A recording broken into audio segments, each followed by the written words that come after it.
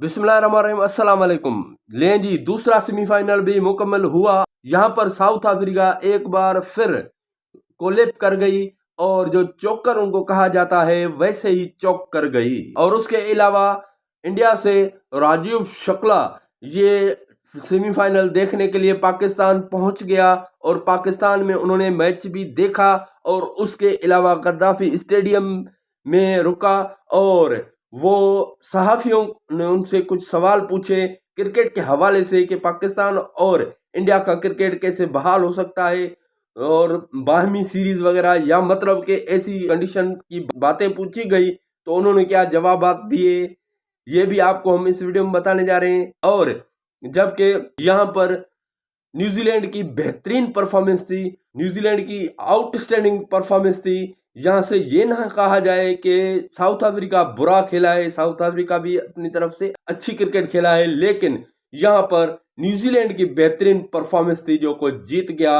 अब क्या New Zealand India को टफ टाइम दे पाएगा ये भी हम इस बारे में इस वीडियो में बताएंगे। अगर आप हमारे चैनल पर न्यू हो तो चैनल को सब्सक्राइब और वीडियो को लाइक जरूर कीजिएगा। अगर टिकटॉक या फेसबुक पर देख रहे हो तो पेज को फॉलो जरूर कीजिएगा। बढ़ते हैं वीडियो की तरफ।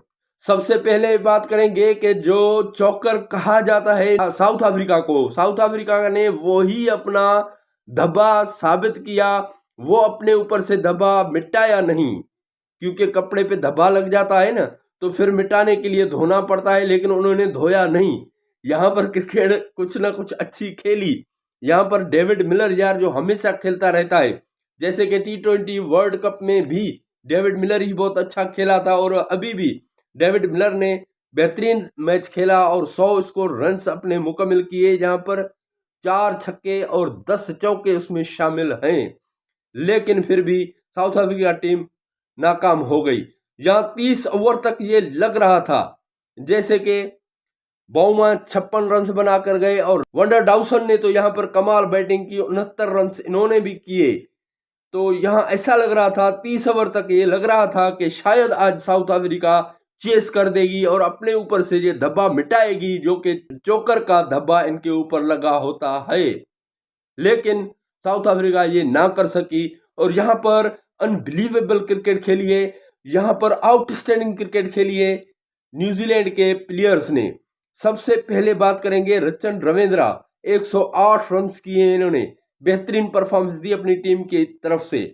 और केन विलियमसन तो भाई पूरी चैंपियंस ट्रॉफी में इनकी बेहतरीन बैटिंग है और लाजवाब करके दिखाया कि अभी तक वो बूढ़ा नहीं हुआ, अभी तक उसमें दम खम है। कप्तानी से वो हट गया लेकिन यहाँ पर बेहतरीन बल्लेबाज है, वो उन्होंने साबित करके दिखाया। 102 रन इन्होंने की और ग्रीन फिलिप्स तो भाई जब रुकते हैं तो छक्के पे छक्का चौके पे चौका, 49 रन इन्होंने भी किए, तेज स्कोर रन किए। और डेरियल मिचेल ने भी 49 स्कोर रन किए। यहाँ पर 362 स्कोर किए न्यूजीलैंड ने 6 विकेट के नुकसान पर, और जबकि साउथ अफ्रीका उनके ताकुब में सिर्फ 312 स्कोर रन कर पाई 9 विकेटों के नुकसान पर। और यहाँ पर डेविड मिलर, बाउमा और वंडर डाउसन की अच्छी बैटिंग थी, बाकी और कोई बल्लेबाज ना चल पाया ज्यादा। और क्योंकि वो जो रिकल्टन था उन्होंने चैंपियंस ट्रॉफी में तो एक सेंचुरी अच्छी की है, लेकिन यहाँ पर वो ना चल सका सेमीफाइनल में और फिर से साउथ अफ्रीका चौक कर गई। और न्यूजीलैंड अब फाइनल खेलेगी इंडिया के साथ। क्या इंडिया को टफ टाइम न्यूजीलैंड दे पाएगी ये देखा जा रहा है, क्योंकि एक मैच न्यूजीलैंड वहां खेला हुआ है न्यूजीलैंड ने।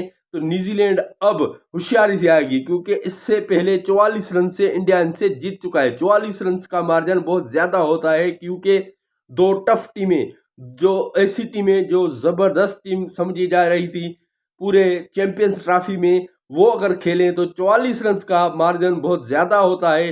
1-2 या 5-7 रन से जीते तो फिर अलग बात होती है, लेकिन 44 रन से इंडिया पहले उनको न्यूजीलैंड को हरा चुका है। और अभी भी इंडिया में पावर ज्यादा है, क्योंकि उनकी बैटिंग, उनकी बॉलिंग, और सबसे ज्यादा बात यह है, सबसे अच्छी बात उनके लिए यह है कि वो दूसरे वेन्यू पे गए ही नहीं है, सिर्फ इसी वेन्यू पर, इसी ग्राउंड पर खेले हुए हैं और 4 मैचेस खेले हुए हैं, तो चारों मैचेस जीते भी हुए हैं। तो इस वजह से क्रेडिट जो है इंडिया को ज्यादा है, क्योंकि हमारी नज़र में 70% इंडिया जीत सकती है और 30% ही सिर्फ न्यूजीलैंड को हम दे रहे हैं। और लेकिन 30% वाली कभी भी उभर सकती है, क्योंकि न्यूजीलैंड भी बड़ी ताकत से आएगी यहाँ, क्योंकि आसानी से वो भी नहीं जीतने देगी इंडिया को। लेकिन ये बहुत ज़बरदस्त फाइनल होने वाला है। अगर चाहे ये बड़ा मुकाबले वाला फाइनल हुआ, अगर चाहे आखिरी ओवर तक, आखिरी गेंद तक ये मैच जाता है, तो तकरीबन कई सालों इसको याद किया जाएगा कि ऐसा मैच हुआ था। ऐसा होना भी चाहिए, क्योंकि जितनी टॉप क्लास टीम है इंडिया और उतनी टॉप क्लास टीम है न्यूजीलैंड, दोनों के दरमियान ऐसा मुकाबला होना चाहिए। और उसके अलावा राजीव शुक्ला जो कि बीसीसीआई के ओहदेदार हैं, वो आए थे लाहौर कद्दाफी स्टेडियम में ये सेमीफाइनल देखने। ये मैच भी देखा और सहाफ़ियों ने उनसे सवाल पूछे कि कोई बाहमी सीरीज या ऐसी कोई सीरीज जो ट्राई नेशन सीरीज की अब इजाज़त मिल चुकी है, पहले नहीं थी आईसीसी की तरफ से, अब क्या पाकिस्तान से ट्राई नेशन सीरीज या कुछ बाहमी सीरीज किसी दूसरे मुल्क में खेलेगा पाकिस्तान और इंडिया। लेकिन उसने कहा ये गवर्नमेंट के ऊपर है, अगर गवर्नमेंट इजाज़त देती है तो इंशाल्लाह बहुत जल्दी क्रिकेट बहाल होगी पाकिस्तान और इंडिया की। लेकिन फिलहाल कोई चीज़ ऐसी नज़र नहीं आ रही, क्योंकि हम तो चाहते हैं, बीसीसीआई वाले तो चाहते हैं कि भाई क्रिकेट हो पाकिस्तान और इंडिया की, क्योंकि पैसा जनरेट होता है, जहां पर बहुत ज़्यादा रेवेन्यू आता है पाकिस्तान और इंडिया का अगर मैच हो तो इस वजह से बीसीसीआई भी चाहता है, पीसीबी भी चाहता है कि पाकिस्तान और इंडिया के मैचेस हों। लेकिन यहाँ गवर्नमेंट की तरफ से अभी तक कोई इजाज़त नहीं मिली है। चैंपियंस ट्रॉफी के लिए भी टीम यहाँ नहीं आई थी और अभी भी ऐसी कोई इजाज़त मिलने के इम्कानात नहीं है। इस सबब हम कह रहे हैं कि भाई गवर्नमेंट अगर इजाज़त देगी तो हम तो चाहते हैं, हमारा दिल चाहता है कि पाकिस्तान और इंडिया की सीरीज़ हो। तो आप अपनी कीमती राय से कमेंट सेक्शन में आगाह ज़रूर कीजिएगा कि यहाँ से न्यूजीलैंड और इंडिया में से कौन जीतेगा। और उसके अलावा राजीव शुक्ला खुद यहाँ पर आए थे और इससे पहले विक्रांत गुप्ता आए थे, लेकिन विक्रांत गुप्ता ग्राउंड में न जा सके। उसका कहना है कि बरसात हो गई थी, दोनों मैचेस जो मेरे मौजूदगी में हुई थी, दोनों में बरसात हुई थी, मैं क्या करना जाता गद्दाफी स्टेडियम में, क्या रिपोर्ट देता। तो ये बात उनकी गलत भी है कहीं हद तक, क्योंकि जबकि बरसात थी फिर भी आप ग्राउंड में जाते, वहाँ की रिपोर्ट देते, अपने चैनल पर ये बताते कि भाई मैं ग्राउंड में गया हूँ, गद्दाफी स्टेडियम में गया हूँ। लेकिन आप वहाँ नहीं गए, उन्होंने अपनी जिम्मेवारी मुकम्मल नहीं की। लेकिन उनकी जो इज्जत हम चाहते थे कि पाकिस्तान में ज़्यादा हो, ऐसी इज्जत उनकी हुई और बेहतरीन। जबकि उनके साथ जो था, नाम क्या था उसका, उसने कहा था लड़के ने कि भाई 3 दिन तक मुझे करेंसी चेंज करवानी थी, तो वो भी पाकिस्तानियों ने चेंज नहीं करने दी। उन्होंने ही खर्चा उठाया हमारा। सिर्फ 4 दिन तक आए थे। तीसरे दिन जब वो किसी टीवी चैनल पर बैठे हुए थे, तो वहाँ पर उन्होंने कहा कि भाई 3 दिन तक हमें करेंसी भी चेंज नहीं करने दी गई। यहाँ पर खर्चा भी पाकिस्तानियों ने उठाया है और हमें बड़ी इज्जत मिली है पाकिस्तान में। लेकिन उनसे पूछा गया कि इंडियन टीम की वजह से आप हमेशा कहते हैं कि उनको सिक्योरिटी इशू है, तो आप कैसे आ गए। तो उन्होंने कहा कि मैं एक इंडिविजुअल बंदा हूं, मैं एक आम सा बंदा हूं, मैं आ सकता हूं, मुझे कोई सिक्योरिटी इशू नहीं है।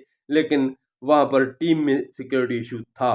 ये भी उन्होंने गलत बात कही थी, लेकिन ठीक है, बहरहाल उनके जहन में यही बात है तो यही अच्छा। लेकिन उनको इज्जत मिली, ये हमारे लिए अच्छा था। और पाकिस्तान में आज आखिरी दिन हुआ चैंपियंस ट्रॉफी का, अब फाइनल होगा दुबई में। आखिरी दिन चैंपियंस ट्रॉफी का ख़त्म हुआ पाकिस्तान में, द एंड हुआ। आप अपनी कीमती राय से कमेंट सेक्शन में आगाह जरूर कीजिएगा। दुआ करते हैं कि आप जहां भी होंगे अपने अहले खाना के साथ खुश और खैर आफियत से होंगे। मिलते हैं अगली वीडियो में। खुदा हाफिज़।